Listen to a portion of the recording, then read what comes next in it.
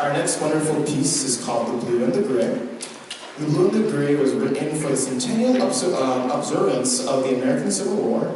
Nearly all the songs were composed and published during war years, except the Battle Hymn of the Republic.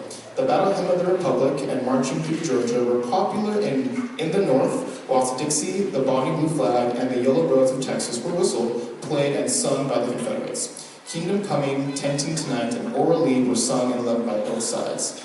This medley honors the emotions of a divided nation while emphasizing a shared American heritage.